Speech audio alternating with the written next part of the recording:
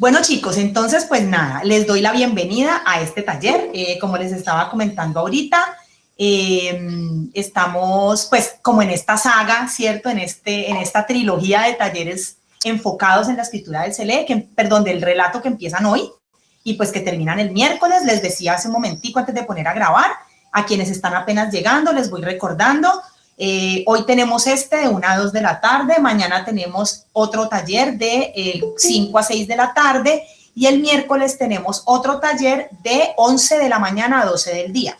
Cada tallercito dura 1 hora y bueno, será como para reforzar esto que ya ustedes, este proceso de escritura que ustedes ya empezaron pues en sus clases de comunicación oral y escrita, pero pues que desde el Centro de Lectura y Escritura y desde el Departamento de Lenguaje de la Facultad de Humanidades, pues hemos querido como reforzar y darles otras estrategias, otras herramientas que les van a servir muchísimo para este proceso de escritura. Entonces, pues vamos a empezar. Chicos, me encanta que están tan animados en participar. Ya hay 21 participantes, eso está muy bien.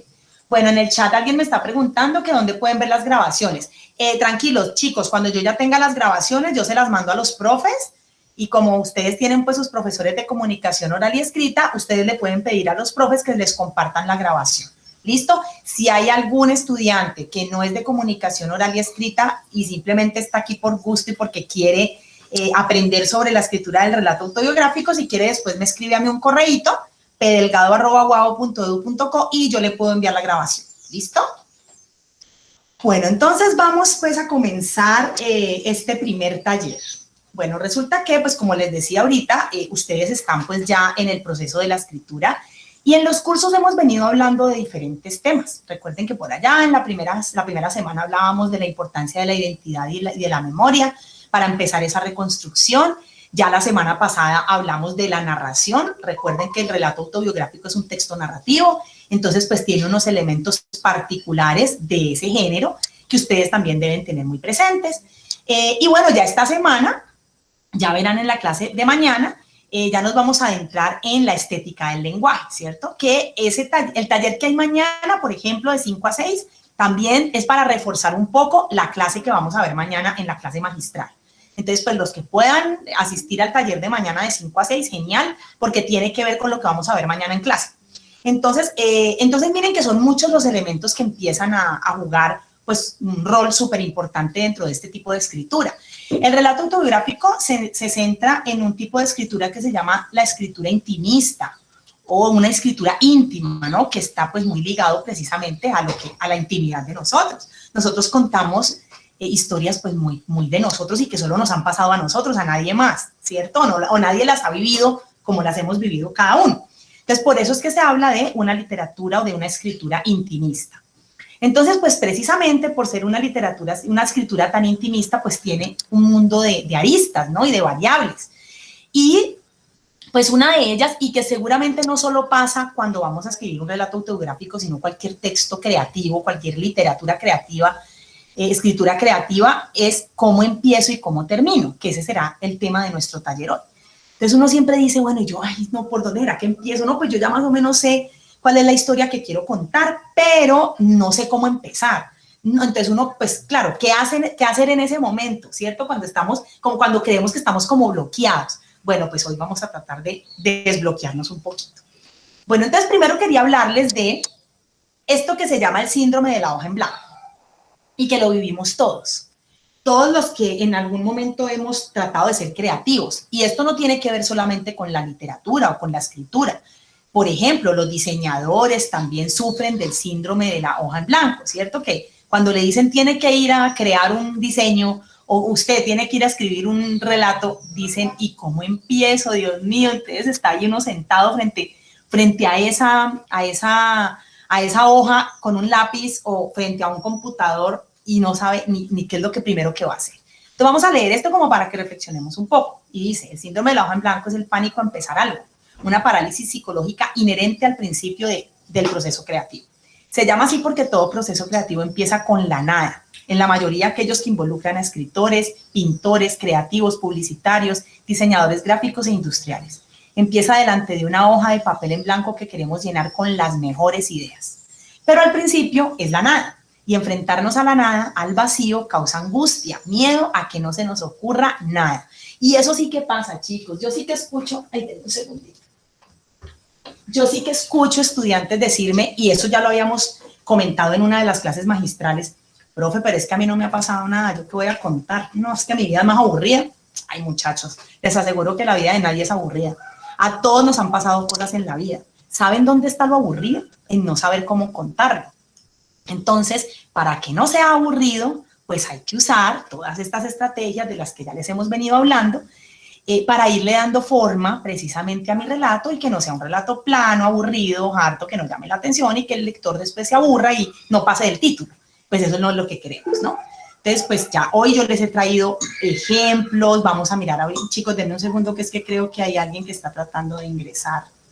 Entonces, pues resulta que hay momentos en los que las ideas nos fluyen, otras en las que definitivamente no. Pero como no sabemos cuándo van a llegar esas ideas, pues tenemos es que empezar a escribir, ¿no? Es decir, no, es que yo no sé cómo empezar, entonces me voy a ir a ver una película. No, es que a mí me toca escribir un relato autobiográfico, pero yo no sé ni cómo escribir eso, ¿sabes qué? Mejor vamos a jugar fútbol y más tarde lo hago. Pues chicos, por ahí decía el famoso Picasso, este pintor tan famoso, que ahí dice, como decía Picasso, cuando venga la inspiración que nos encuentre trabajando. Si no empezamos, si no tratamos, si no cogemos el lápiz y el papel y tratamos de empezar, pues no vamos a empezar nunca. Entonces eso es lo primero que tenemos que hacer. Ahora, la inspiración existe, pero no viene por casualidad. Lleva mucho trabajo, mucha dedicación, mucha dedicación tener ideas válidas y es tan importante tenerlas como reconocerlas. Por supuesto, miren, esto también pasa mucho y es que, claro, a ustedes les han pasado muchas cosas, pero hay unas que no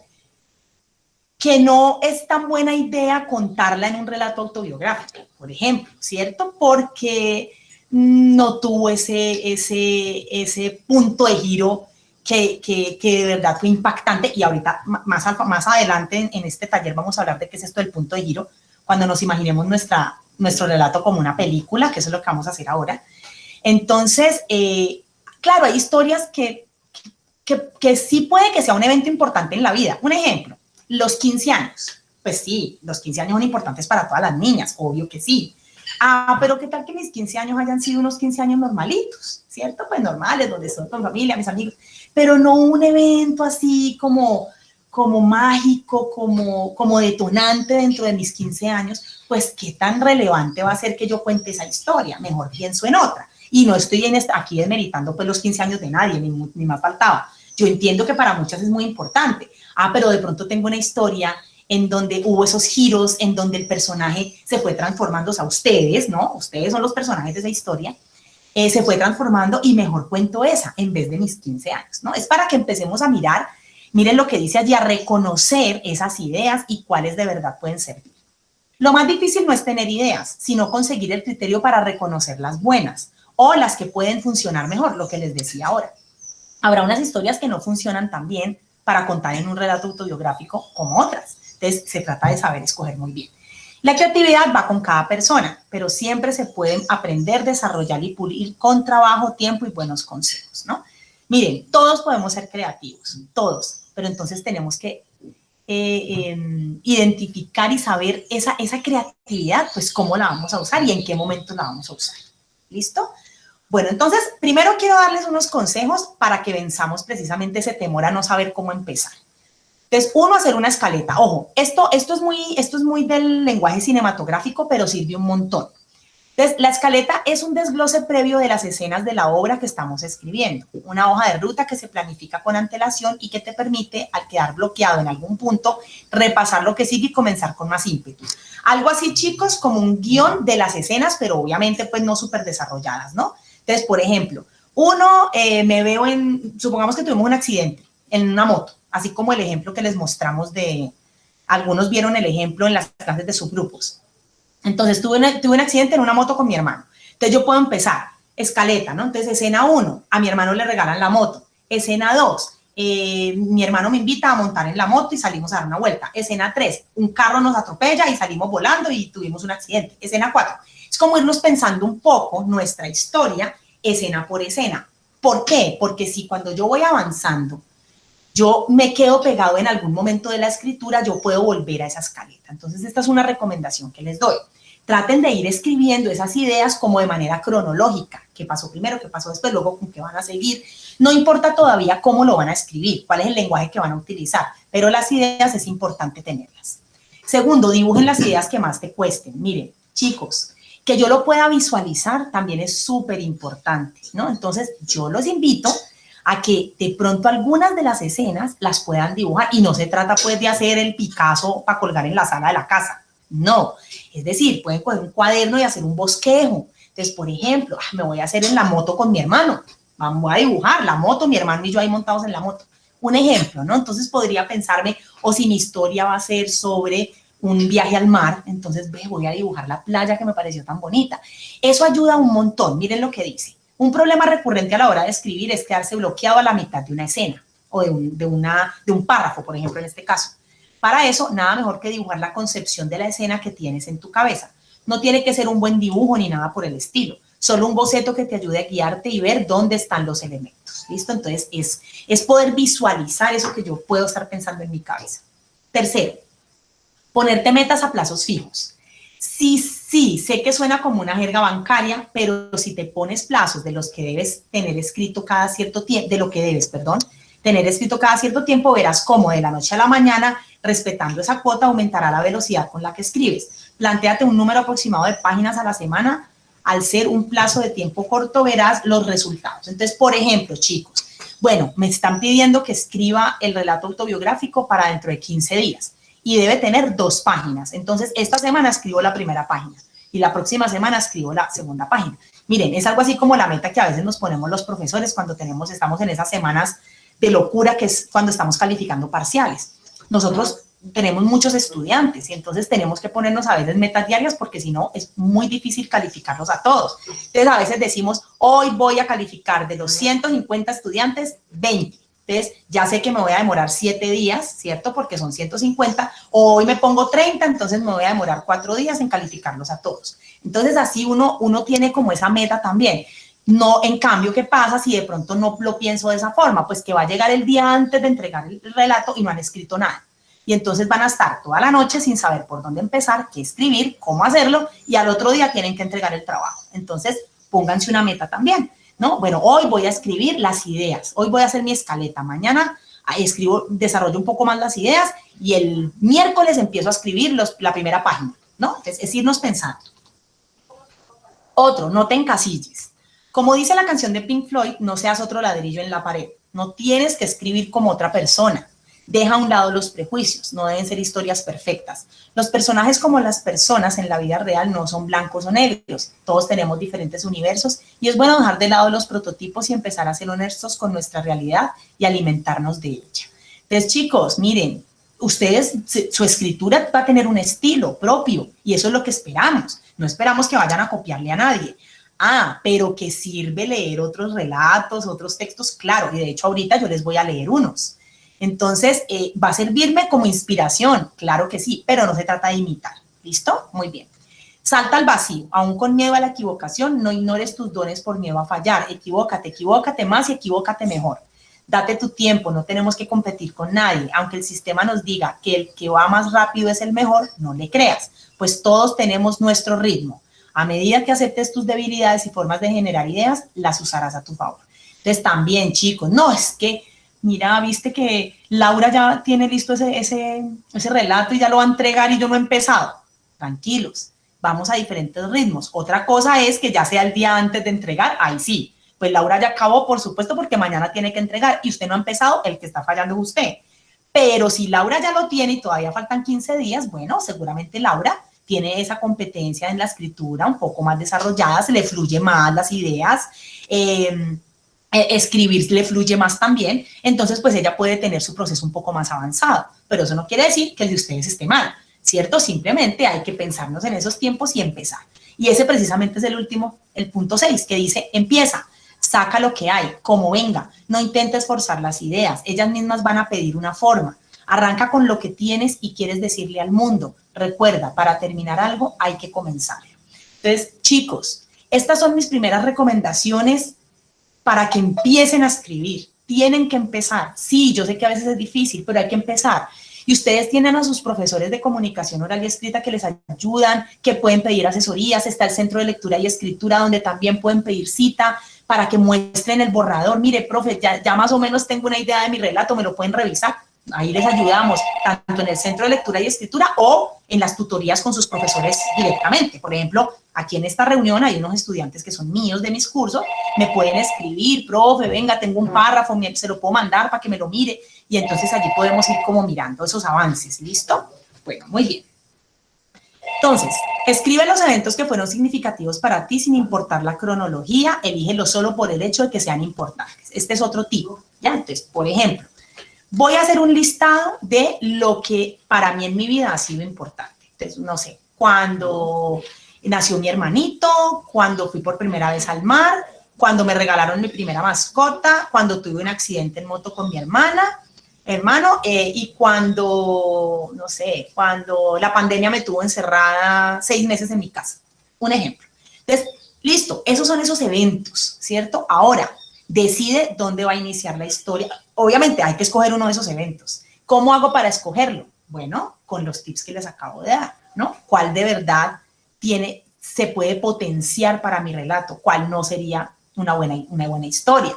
¿Cuál no creo que le pueda sacar mucho provecho? ¿O no será muy productivo? No, entonces mejor escojo el otro. Ahora sí, decidan dónde va a iniciar la historia. Podrían hacerlo con una cronología directa de lo que sucedió, pero si usan flashbacks, por ejemplo, la narración tendrá mayor trascendencia. Y ojo con esos flashbacks, chicos, que ahorita vamos a ver también, vamos a leer algunos textos en donde van a ver cómo se refleja eso. El flashback es ir hacia atrás y luego volvemos hacia adelante con la historia, y eso también se puede hacer. Lo de hacia adelante se llama flash forward, ¿no? Entonces, también existen, y es yo voy hacia atrás, yo voy hacia adelante, y eso se vale, y se vale para darle dinamismo al relato. Entonces, también lo pueden hacer, ¿cierto? Pero búsquense cuál sería la escena perfecta para empezar precisamente a decir la historia, pues, ¿no? A contar esa historia. ¿Cómo empiezo? Ahorita vamos a leer unos ejemplos. Yo quiero que ustedes hoy se vayan con ideas que les ayuden a comenzar esos relatos y, bueno, luego a terminarlos. Pero sobre todo que tengan un panorama como de todo lo que se puede hacer, ¿no? Es tratar como de entender que no solamente voy a empezar. Había una vez una niña que, no, así no empiezan todos los textos narrativos. Hay muchas formas de empezarlos. Y yo quiero que hoy ustedes se vayan con muchas ideas, por eso ahorita pues vamos a ver algunas. Bueno, pero entonces antes de ya pasar como a leer estos textos y a algo que les voy a pedir que hagamos, porque precisamente esto es un taller y quiero que ustedes empiecen como ya a escribir y a hacer algo, vamos a hablar también de los finales. Ya les he dado algunos tips para cómo empezar y ahorita vamos a leer unos comienzos memorables de algunos textos narrativos y algunos de ellos son relatos autobiográficos. Pero ahorita entonces la pregunta sería, entonces, ¿cómo cierro también, cierto? ¿Cómo finalizo mi historia? Bueno, en la narración hay 2 tipos de finales. Uno es el final cerrado y el otro es el final abierto. Y esto también va a depender, chicos, de lo que ustedes como autores y narradores quieran hacer, ¿cierto? ¿Qué es lo que ustedes quieren? Ustedes quieren dejar la historia sin finalizar, sin concretar a los personajes, con algunas de las historias abiertas que no sabemos qué pasó, o ustedes quieren definitivamente cerrar la historia, todo lo que pasó, hasta aquí llegó y ya sabemos qué pasó con todos los personajes. Bueno, esa es una decisión que ustedes tienen que tomar. Entonces, ¿cuál sería el final cerrado? Miren lo que dice. Cuando todos los cabos de la historia adquieren pleno sentido al final, todas las incógnitas se resuelven de manera definitiva, el espectador sabe con absoluta certeza de qué manera ha concluido la historia. Es decir, yo sé qué le pasó a todos los personajes, yo sé qué pasó con todas las historias que habían dentro de ese relato, todo se cerró, yo ya dije, listo, hasta aquí llegó la historia.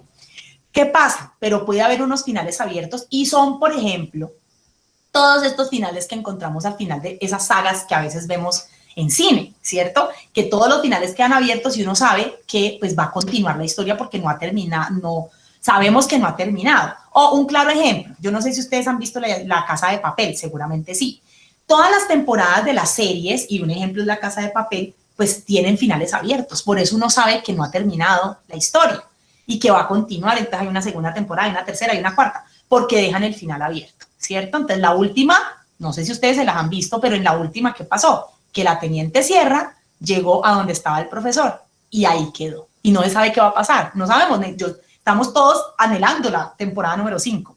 Entonces, ahí, por ejemplo, hay un final abierto, ¿cierto? Entonces, ¿qué pasa? Que cuando, en ese caso, el director o en el caso de los textos de la escritura, pues, el narrador o el autor deciden darle un final abierto, pues dejan la historia así. Entonces, pues nada, chicos, aquí también la decisión es de ustedes. ¿Cómo quieren ustedes dejar el final de su historia? Para un relato autobiográfico, podría ser cualquiera de los dos. Ustedes podrían contar, por ejemplo, algo que les pasó hace poco, pero como ustedes están tan jóvenes y tienen una vida todavía por delante tan grande, pues podrían dejarnos en un final abierto sin saber qué más va a pasar, por ejemplo, ¿cierto?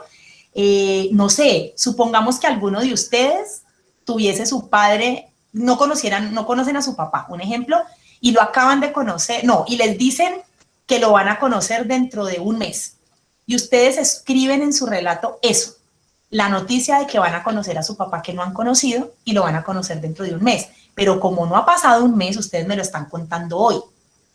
Y en la historia, el final seguramente quedará abierto, porque ustedes podrán terminar diciendo algo como, espero ansioso que pase este mes para poder conocer a mi verdadero padre.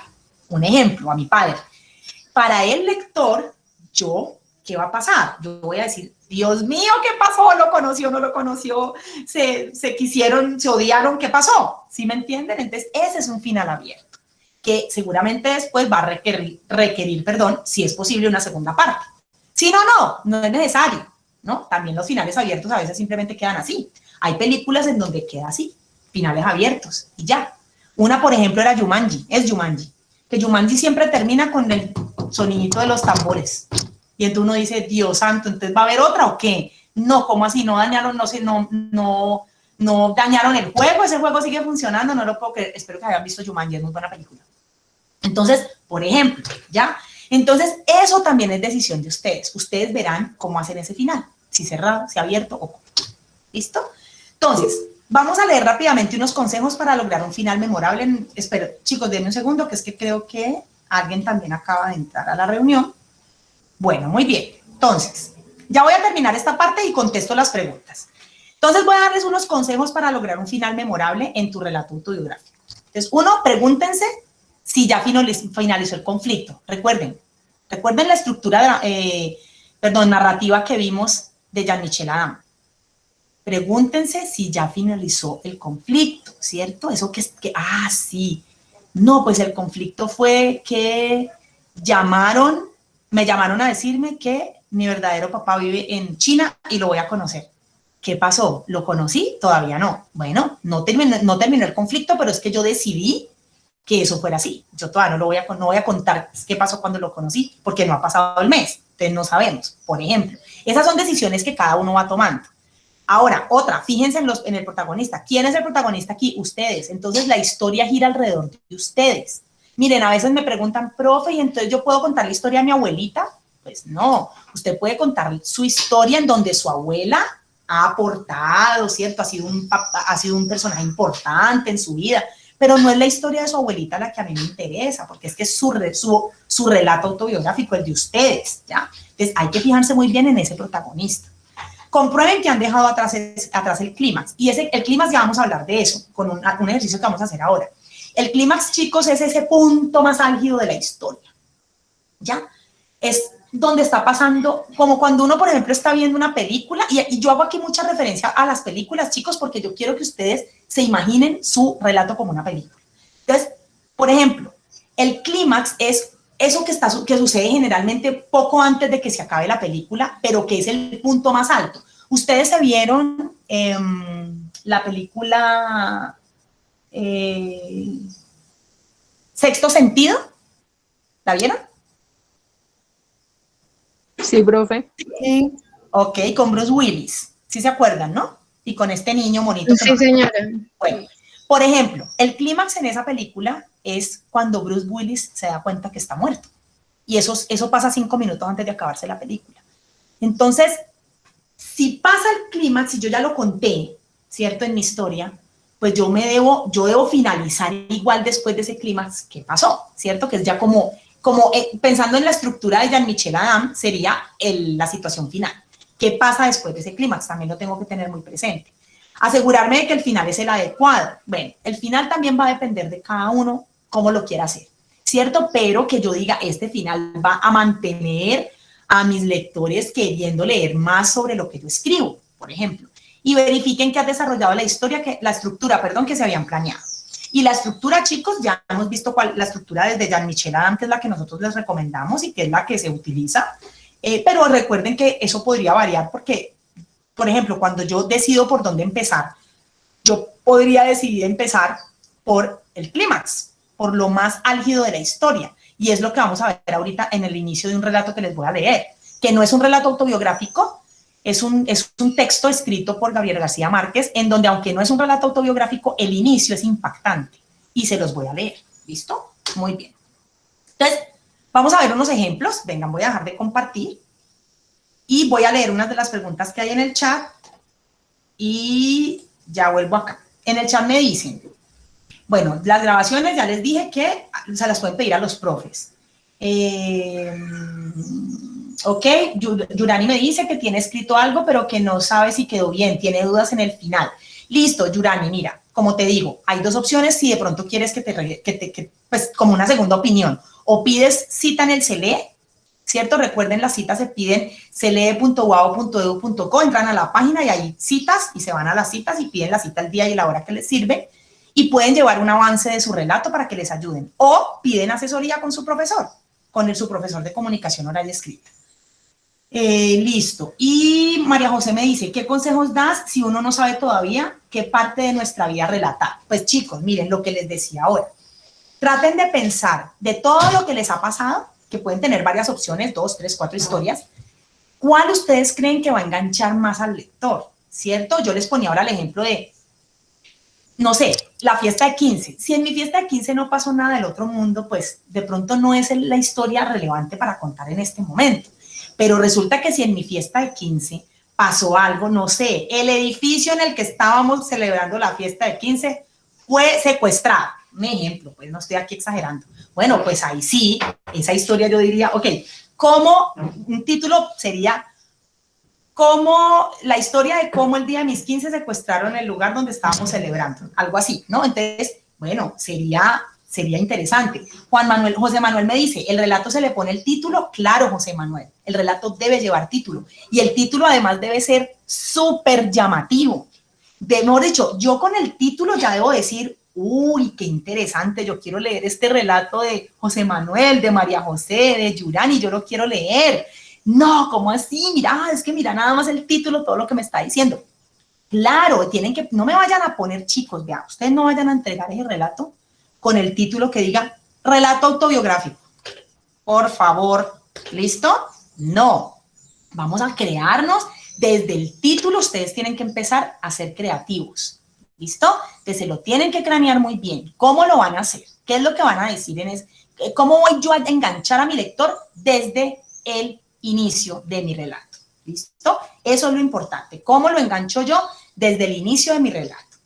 Bueno, entonces, voy a pasar a leer en este momento unos inicios de unos textos que les he traído para que miren pues toda la amplia gama de formas de empezar que ustedes pueden utilizar. Pero que siempre lo más importante es pensar muy bien cómo logro yo enganchar a mi lector desde el inicio de mi texto. Entonces, voy a leerles, denme un segundo, que los voy abriendo acá, un segundín.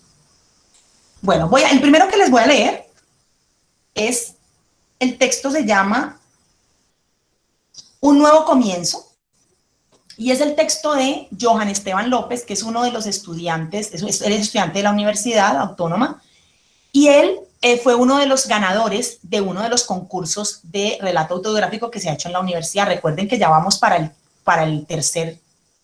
cuarto concurso, que pues en teoría debería ser este año finalizando, siempre es como en octubre, pero más o menos la promoción del concurso se empieza a hacer como desde mayo, junio. Entonces estén muy pendientes porque con el relato que ustedes van a participar ahorita en la clase, o sea, el que van a entregarle a sus profesores, ustedes más adelante lo pueden pulir y se pueden presentar en el concurso, ¿listo? ¿Y qué tal que ganen? Entonces, este que yo les he traído, que les voy a leer el comienzo porque si no nos vamos a demorar mucho y quiero leerles varios, se llama Un nuevo comienzo. Nosotros medio lo mencionamos en la clase magistral, pero no lo leímos porque tuvimos a la invitada. ¿Recuerdan a Natalia Reyes? Esta chica que es estudiante de Univalle que nos compartió cómo fue su experiencia de escribir el relato. Entonces no pudimos leer por tiempo este de Johan que lo queríamos leer. Entonces yo se los voy a leer en este momento. Para contextualizarles un poco, Johan tuvo un accidente hace unos años, estaba en su casa pintando una pared, creo, y se cayó y tuvo un accidente, se golpeó la cabeza y cuando se despertó no recordaba los últimos 3 años de su vida. Entonces él no se acordaba que estaba en la universidad, ni quiénes eran sus amigos, ni nada, o sea, se le borró por completo y así estuvo un tiempo. Y luego él empezó obviamente a reconstruir toda esa historia y precisamente el relato lo reconstruyó a partir de lo que le contaban sus amigos, sus familiares. Es un relato muy hermoso, pues como ven, ganó, fue el ganador del primer, creo que este fue del primer concurso, o del segundo, del primero, del segundo, bueno, no recuerdo muy bien. Del primer concurso. Y es un relato muy bonito. Voy a leerles el inicio para que estén muy atentos y miren cómo él decidió empezar su relato. Dice así. Una semana antes de la conmemoración anual de Jesús, en el mes de abril, la actividad neuronal de mi cerebro quebró en un inesperado olvido. Aquel día, con la intención de atar un lienzo en las vigas del techo y así presionar de manera más cómoda mis pinceladas, la improvisada estructura que me suspendía colapsó. Un golpe seco entre el hueso frontal de mi cabeza y la sien, acompañado de un corte de luz en mis retinas, y listo. El lienzo aún en blanco, con mi inconsciente cuerpo debajo. Resultó ser mi mejor obra de arte. Al igual que muchas creaciones en la historia, accidentalmente maravillosas. Voy a leer hasta allí. Miren, por ejemplo, ese inicio. Chicos, él ya nos está dando un preámbulo, ¿cierto? Nos contó qué estaba pasando antes de qué? Antes de la complicación. ¿Cuál fue la complicación en esta historia? Que Johan sufrió un accidente. Esa es la complicación. Pero miren cómo nos cuenta qué pasó. Y miren que él empieza diciéndonos que tuvo un problema en su cerebro y que todo se le olvidó antes de contarnos el accidente. Dice, una semana antes de la conmemoración anual de Jesús, en el mes de abril, la actividad neuronal de mi cerebro quebró en un inesperado olvido. Punto. Uy, algo le pasó en su actividad neuronal. Miren que ya nos dijo eso, que fue todo lo que vino después, ¿no? Después pasó, a raíz de esa situación en su cabeza, pues pasaron otras cosas, ¿no? Que no se acordaba de muchas cosas, que llegó a su casa y ni se acordaba de muchas cosas de su cuarto, bueno, como que creo, si no estoy mal, no recuerdo muy bien, él como que también leía cartas y cosas que le habían enviado sus amigos durante ese tiempo y él no se acordaba, bueno, muchas cosas. Pero entonces miren cómo él todavía no nos ha contado el accidente, nos lo cuenta después. Aquel día, con la intención de atar un lienzo en las vigas del techo y así presionar de manera más cómoda mis pinceladas, la improvisada estructura que me suspendía colapsó. Iba a colgar un lienzo en el techo para poder pintar y se paró quién sabe en dónde y se cayó. Y esa caída le dio un golpe en la cabeza y terminó perdiendo la memoria durante 3 años hacia atrás. Entonces, miren, por ejemplo, cómo él escogió eso. Pues chicos, porque es una historia y una situación que no le pasa a todo el mundo y que además a él lo marcó, ¿cierto? ¿Quién se ha caído tratando de montar un lienzo para pintar y perdido la memoria? Pues a él y a nadie más, seguramente. Entonces traten de pensar en eso, en esas historias que ustedes digan, sí, yo creo que esto es lo que tengo que contar y lo voy a contar así. Entonces miren este inicio, por ejemplo. Voy a leerles el final.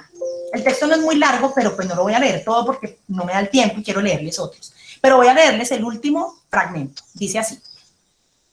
¿Qué harías si perdieras la memoria? Lo pensé y aún no tengo la respuesta. No existen protocolos, nadie se lo imagina o espera. Podríamos huir de quienes fuimos, comenzar de nuevo, olvidar los miedos y ser eso que cada uno intentó alguna vez cuando cambiaba de curso o hacía parte de un nuevo grupo. Adoptar una nueva actitud y su máscara. Al final, no podemos ir en contra de los átomos. El cuerpo recuerda qué labios besó.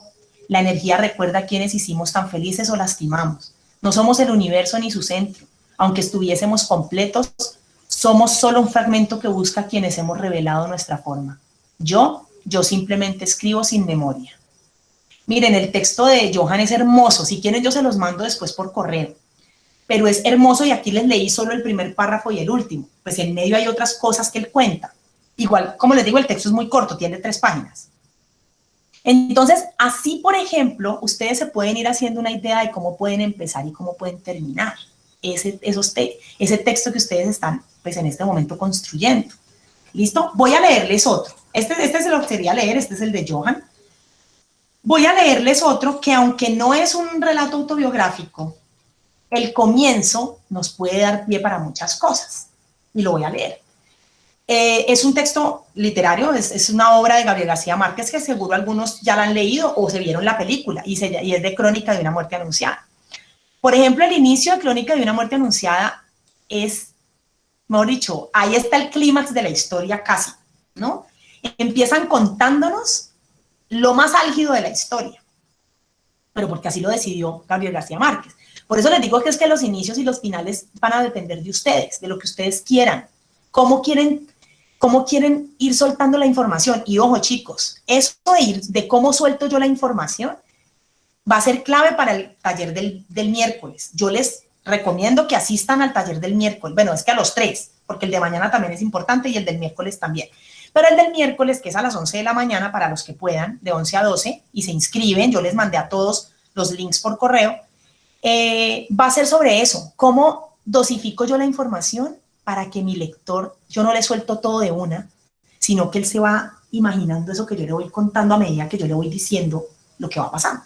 Entonces, voy a leerles también el primer párrafo. En la primera línea, a mí ya me tiene atrapada por la forma en que Gabriel García Márquez decidió contar la historia de Santiago Nazar. Santiago Nazar es el protagonista de esta historia, que como les digo, esto es ficción, ¿no? Es decir, es una historia inventada por García Márquez.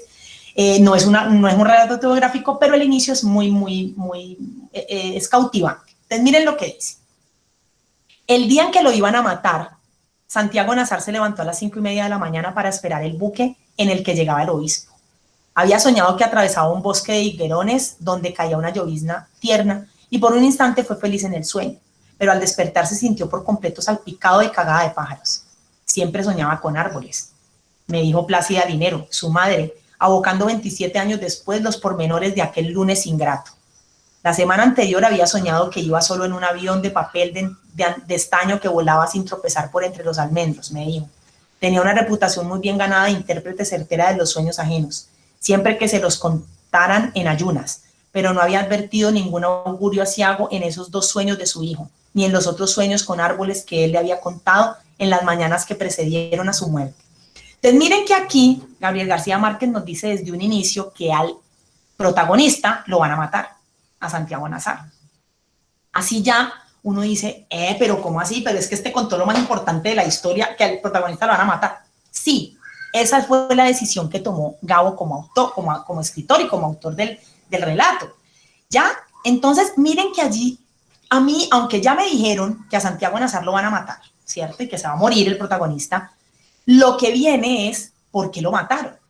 ¿Ya? ¿Qué pasó para que lo mataran? Y ahí es que empieza toda la historia de Crónica de una muerte anunciada. Entonces, miren que esa es otra forma de ustedes poder empezar un relato, contando tal vez lo más álgido y lo más importante desde un inicio, pero sin soltarlo todo, que ahí viene lo de la dosificación de la información del taller, ese es el taller del miércoles. Entonces, ¿cómo hago yo? Es decir, ¿por qué aquí Gabo no dijo, el día que los hermanos Vicario iban a matar a Santiago Nazar por haber violado, por haber abusado de... No lo ha dicho. Y yo ya les hice spoiler un poquito a los que no se han leído la historia, si la quieren leer. Ahí sí, pues habría perdido tal vez, ¿cierto? El interés, o, no, pues ya me dijo todo, que lo mataron los hermanos Vicario por esto y esto y esto. No, pues ya qué. Aquí solamente me están diciendo el día que lo iban a matar. Ok, ya sé que a Santiago lo mataron, pero ¿qué pasó para que lo mataran? Y ahí es donde está la historia, ¿listo? Entonces ustedes se pueden pensar en un inicio igual. ¿Cómo van a empezar? ¿Cómo van a empezar? ¿Cómo empiezo? ¿Qué será que digo primero? ¿Qué será que digo después? ¿Será que cuento desde un principio? Miren, por ejemplo, el de Johan. El de Johan también empezó contando el accidente. El que les acabo de leer, el del estudiante, también contó el accidente. Y eso fue lo que le cambió a él el rumbo de su vida. Y por eso lo contó. ¿Ok? ¿Qué pasó en ese accidente? Bueno, esta es otra historia. Y voy a leerles un tercero rápido. También el inicio. Y este es de otro estudiante que fue el ganador del semestre pasado del concurso de relato autobiográfico. Ah, no, perdón, de hace un año. Perdón, el del semestre pasado fue Natalia, que la tuvimos en la clase. ¿Recuerdan? Bueno, este es de hace un año. Se los voy a leer solo en inicio para que vean cómo empieza. Él se llama Luis Valencia, es un estudiante de la Universidad de Comunicación Social, él ya está a punto de graduarse. Y él escribió el siguiente texto, muy hermoso, y fue el ganador. Voy a leerlo rápido. Se llama Nada que perder. Mamá nunca se fue, no estuvo. Pienso desde mi cama ajena en la Fundación San José. Hará unos 8 años desde que resido aquí y unos 19 bajo el amparo del Instituto Colombiano de Bienestar Familiar. ¿Mis padres? Bien, no lo sé. Mamá nos montó en un taxi hace 20 años y nos llevó a un lugar lejos de casa para siempre. En serio, no la volvimos a ver. Desde ese día Vivi y yo hemos vuelto a fracasar. No hemos vuelto a fracasar, perdón. Vivi es mi hermano menor de 18 años. Hasta allí voy a leer. Miren aquí, chicos, cómo Luis, que es el protagonista y autor y personaje de esta historia, en un principio, en el primer párrafo me cuenta que él ha vivido en el Instituto Colombiano de Bienestar Familiar toda su vida porque su mamá los abandonó a él y a su hermano. Entonces, miren allí yo como digo, uy, pero tremendo, ¿no? Pues yo nunca he escuchado la historia de alguien que viva en el Instituto Colombiano de Bienestar Familiar. Yo quiero seguir leyendo la historia de Luis. Y miren, chicos, Luis es un ejemplo de estudiante. Imagínense que él pues, vivió toda su vida, todavía vive en el Instituto Colombiano y él estudia comunicación en la universidad y ya se va a graduar. Entonces, y ahorita, hace poquitos me di cuenta que está trabajando ahorita en este momento en el periódico El País, ya lo contrataron para que escriba columnas allá en el periódico, artículos y bueno, que publique pues. Entonces miren que la historia cuando uno la empieza a leer uno dice, ¡ay, tremendo! O sea, bueno, vamos a ver todo lo que él puede haber pasado en su vida, pues dado el hecho de que su madre lo abandonó en un instituto de bienestar en Colombia, donde hay niños que no tienen papá y mamá, por ejemplo. Entonces miren, chicos, cómo él decide contar esta historia y cómo él decide empezarla. Entonces miren que en un principio nos cuenta dónde vive, cuál es su entorno, qué pasó con su mamá, qué pasa con su hermano. Nos presenta los personajes. Recuerden que así, esta es un poco la estructura de la que nos hablaba Jean-Michel Adam. ¿Se acuerdan? ¿No? Hay una situación inicial y él nos la está contando. Pero miren que él, ¿qué decidía hacer? Utilizar los flashbacks. Esos flashbacks es ir hacia atrás. Y miren lo que él dice.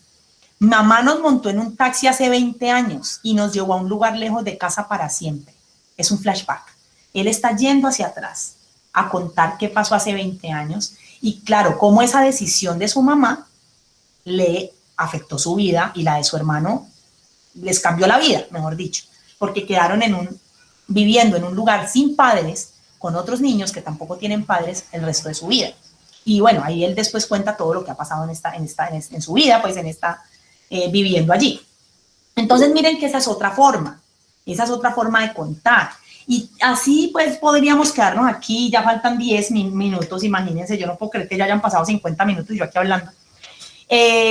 Así hay muchos inicios, y bueno, y los finales pues ya les dije, ¿no? Finales no voy a leer ahora porque esos finales ustedes pues tendrán que decidir si lo van a hacer cerrado o abierto y cómo lo van a hacer.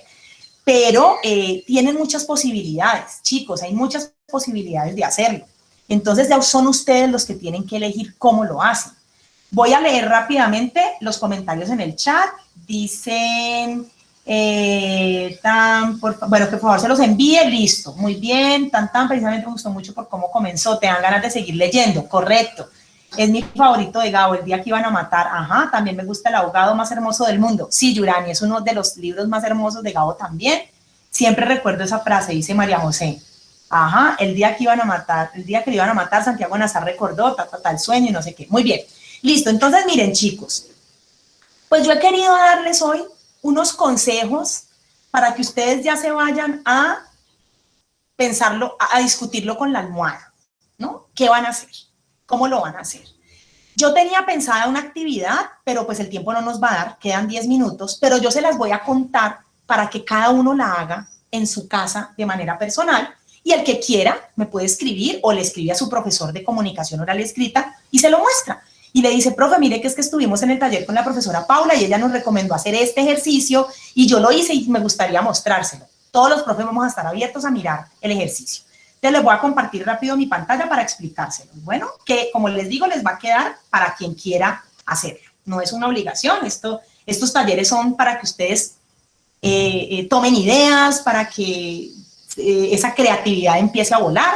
Entonces, pues nada, esto es una actividad que quería hacerla aquí, pero pues el tiempo no nos da, pero la pueden hacer en su casa. Entonces, miren, yo les decía ahorita al inicio del taller que la idea era que nos pensáramos nuestro relato como una película.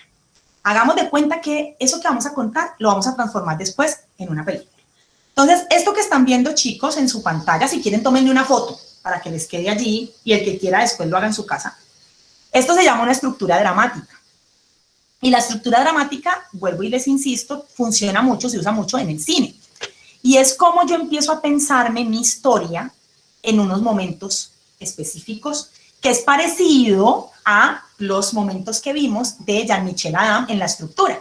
Recuerden que vimos situación inicial, vimos conflicto o complicación, vimos acciones-reacciones de los personajes, vimos desenlace o resolución y vimos situación final. Bueno, esto es parecido, pero más enfocado al lenguaje visual cinematográfico. Entonces, esto es una recomendación que quiero hacerles. Chévere que lo hagan.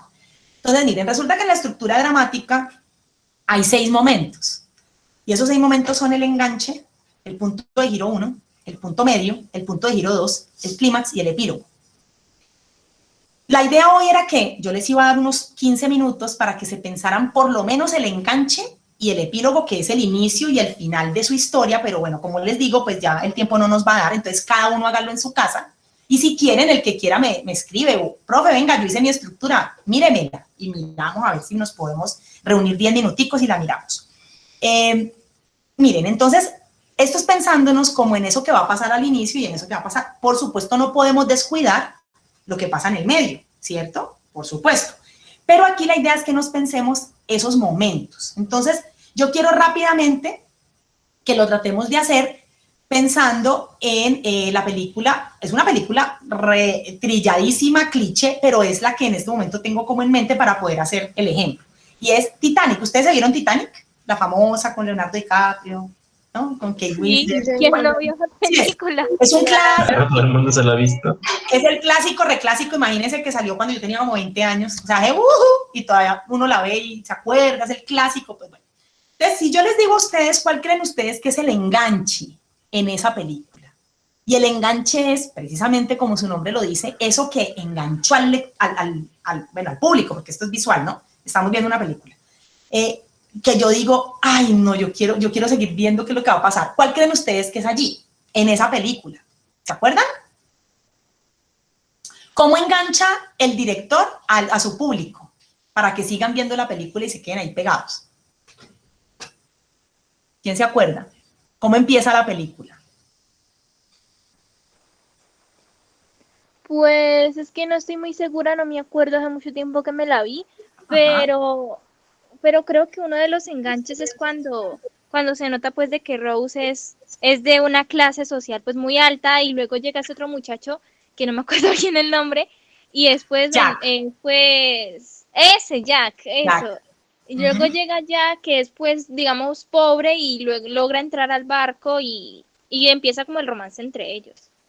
Bueno, esa podría ser una opción, pero mira que antes de eso está Rose ya con 90 y pico de años en su casa viendo la televisión y se da cuenta, sí. ¿Se acuerdan? Sí, y se da cuenta que están encontrando, que hay un barco por allá en la mitad. El collar, están en la búsqueda del collar. Exacto, y resulta que ella tiene el collar. Entonces miren que allí ya... ¿Hubo como un flashback? Ajá, correcto. Ahí funciona como un flashback cuando ella se acuerda, ella empieza a acordarse de todo lo que vivió. Claro, de hecho la película toda es un flashback, toda. ¿Por qué? Porque miren que Rose llama al barco, dice, yo soy la dueña de ese collar. O quiero preguntarle si usted ya encontró el collar. Resulta que nosotros solo hasta el final de la película nos damos cuenta que ella había guardado el collar. ¿Se acuerdan que ella lo tira al mar? Eso es al final de la película. Pero entonces el enganche es cuando ella dice que ella es Rose y que ella es la protagonista y el personaje de esa historia que giró en torno a Rose y Jack y al collar y todo esto. Entonces miren que ahí el enganche es cuando ella dice, ya encontró el collar, yo me sé la historia. Entonces ya uno dice, listo, nos van a empezar a contar la historia. A Rose la llevan al barco y ella tiene 90 y pico de años y la historia es cuando tenía 17 y resulta que ella empieza a contar. Toda la historia está contada desde un flashback. Muy bien. Y a veces hacen el flash forward porque vuelven a donde ella está ahí contando y la muestran viejita otra vez y habla con los de la tripulación, no sé qué, pero luego vuelven otra vez. Y ahí creo que es que sale el meme, que es como comienza la historia, creo. El meme de han pasado 84 años. Ahí es donde empieza.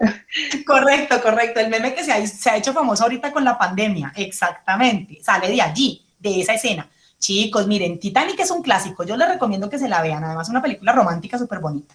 Además, es un clásico, como les digo. Eso todo el mundo se ha visto esa película. Yo me la he visto como 1000 veces. Bueno. El que no lloro con esa película no tiene sentimientos. De acuerdo. Yo me la he visto como 1000 veces y todas las veces se me agua el ojo. O sea, en serio. Y han pasado como 20 años, 25 años desde que me la vi por primera vez.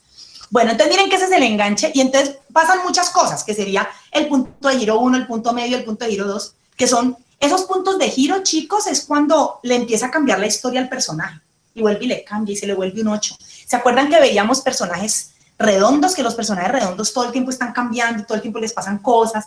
Entonces, ahí en esos puntos de giro y puntos medios es donde se desarrolla toda la historia, pero entonces luego viene el clímax, que el clímax es ese punto, como les digo, más álgido de la historia. Y el epílogo vendría siendo como la situación final en nuestra estructura de Jean-Michel Adam.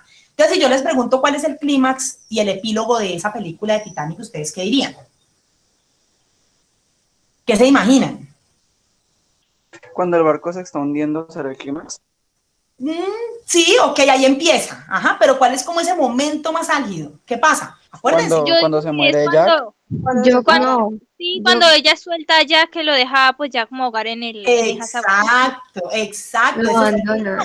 Cuando se muere Jack, y ahí todas lloramos como 2 horas. Exacto. Ahí es donde está el clima de la historia y uno dice, pero ¿por qué se murió Jack? Y después de que uno ya lo ha amado 2 horas viéndose la película. Y luego el epílogo, ¿cuál es? Pues ya lo que queda, ¿no? Entonces Rose logra llegar a Nueva York, ella ha guardado el collar, pero 80 años después que está en este barco, que está buscando los restos del Titanic, ella sin decirle a nadie tira el corazón eso se llamaba el corazón del océano, una cosa así, al mar, ¿no? El collar. Entonces miren que allí, pues todo esto es lo que pasa. Chicos, así es como ustedes se tienen que imaginar su historia.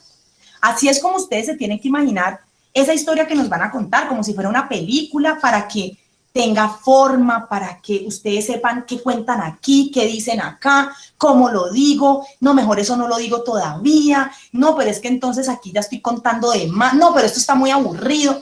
Piensen en la relevancia de lo que van a contar. ¿Son importantes los detalles? Sí, pero ojo, a veces demasiados detalles también cansan.